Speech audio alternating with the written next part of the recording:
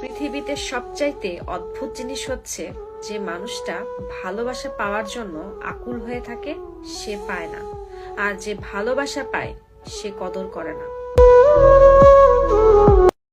ভালোবাসা খুঁজতে খুঁজতে একদিন আমি বুঝতে পারলাম আমি বাচ্চাদের দেখলে টাটা করি, রাস্তায় অ্যাম্বুলেন্স যেতে দেখলে মনে মনে ভগবানকে বলি ওকে ভালো করে দিও। কেউ যখন চলে যায় তখন যতক্ষণ না পর্যন্ত সে চোখের আড়াল হচ্ছে ততক্ষণ আমি তার দিকে অপলক দৃষ্টিতে তাকিয়ে থাকি। রাস্তায় অচেনা মানুষের সঙ্গে চোখাচোখি হয়ে গেলে আমি হাসি বিনিময় করি, রাস্তার পাশে বেড়াল দেখলে আদর করি, খাওয়াই। অপরিচিত ভিখিরিদের অবস্থা দেখে আমার মন খারাপ হয়ে যায়। সিনেমার স্যাড সিনে আমি কেঁদে ফেলি। আমার প্রিয় খাবার আমি ভাগ করে খাই। ঘড়ির দিকে তাকিয়ে বসে থাকি ঠিক 12টা বাজলে জন্মদিনের উইশ করব বলে। কারো সাহায্য লাগলে ঝাঁপিয়ে পড়ি। বন্ধুদের সাথে ঘন্টার পর ঘন্টা কথা বলি, তাদের জীবনের গল্প শুনি, যাতে তারা তাদের ভেতরের সমস্যাগুলো আমাকে খুব সহজেই বলে ফেলতে পারে। আমি একটা সময় গিয়ে বুঝতে পারি আমি সবার মধ্যে যে ভালোবাসাটা সবসময় খুঁজে যাই, আমি নিজেই আসলে সেই ভালোবাসাটা। জীবনে এমন একটা মানুষ থাকা দরকার যার কাছে নিজেকে খুচরো পয়সার মতো জমা করে রাখা যায়। অন্তত দিন শেষে মনের সব কথাগুলো কাউকে ভরসা করে বলা যায়। মানুষ কথা বলতে বলতে কখনো মারা যায় না। মানুষ ছটফট করে মরে যায় যখন সে কাউকে নিজের মনের কথাগুলো বলতে না পারে। মানুষ যতটা ডিপ্রেশনে ভোগে তার চেয়েও বেশি ভোগে একাকিত্বে। ডিপ্রেশন একটা সময় নিজে থেকে কাটিয়ে ওঠা যায়, কিন্তু একাকিত্ব কখনো নিজে নিজে কাটিয়ে ওঠা যায় না। একাকিত্ব দূর করার জন্য হলেও কাউকে দরকার পড়ে যার কাছে নিজেকে ফিরে পাবে। চুপ করে থাকা মানে এই নয় যে ভালো নেই, মাঝে মধ্যে কথা বলতে ইচ্ছে হয় না।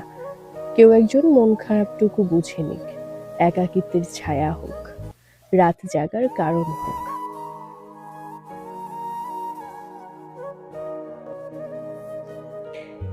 কেউ একজন মন খারাপটুকু বুঝে নিক, একাকিত্বের ছায়া হোক, রাত জাগার কারণ হোক।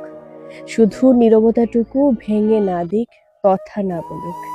প্রচন্ড ডিপ্রেশনে মানুষ একজোড়া ভরসা পাবার মতো হাত খুঁজে, একটা বিশ্বাস করার মতো মন খুঁজে। কারণ সে চায় যত খারাপ সময় আসুক না কেন, কেউ একজন তাকে বলুক ভয় নেই, আমি তো আছি। হ্যাঁ, একটা বিশ্বাস করার মতো মন খুঁজে। জীবনে একটা নিজের মানুষ থাকা দরকার। সত্যি, জীবনে একটা নিজের মানুষ থাকা দরকার, যার সাথে অন্য কারো যোগাযোগ থাকবে না, অন্য কারো গল্প তাকে স্পর্শ করতে পারবে না। মানুষটা থাকবে নিতান্তই নিজের।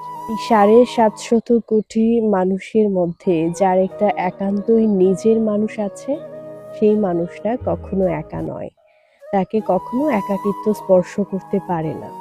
সে সব থেকে বড় ভাগ্যবান কিংবা ভাগ্যবতী। এই যে বললাম, যার কাছে নিজেকে খুচরো পয়সার মতো জমা করে রাখা যায়।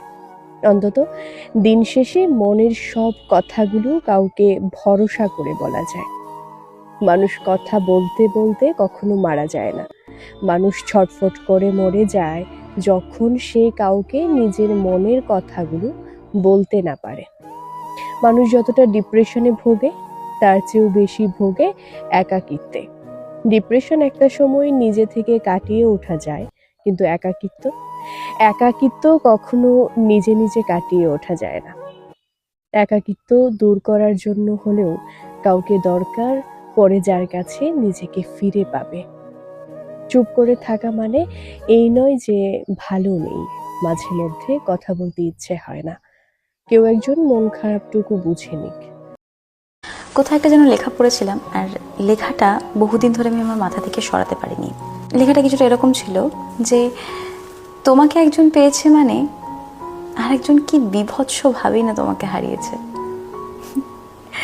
লেখাটা খুব ছোট্ট, কিন্তু একটা পৃথিবীর সমান বিশাল গভীরতা আছে কথাটার মধ্যে। কেউ একজন দিনের পর দিন, মাসের পর মাস, বছরের পর বছর কাউকে নিজের করে পাওয়ার জন্য স্বপ্ন দেখে যাচ্ছে, অপেক্ষা করে যাচ্ছে, কিন্তু পাচ্ছে না।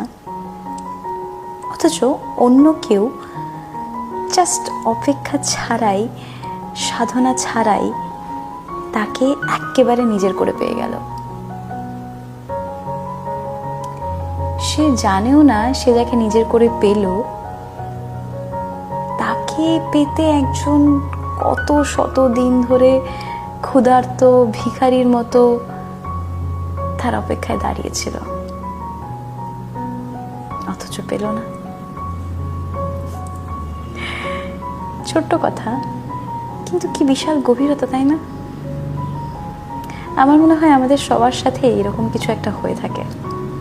আমরা যাকে ভীষণ ভীষণ ভীষণ ভীষণ ভীষণ রকমভাবে চাই তাকে পাই না, অথচ কেউ একজন কোনো রকম কষ্ট ছাড়াই তাকে কেমন নিজের করে, আপন করে, চট করে পেয়ে যায়।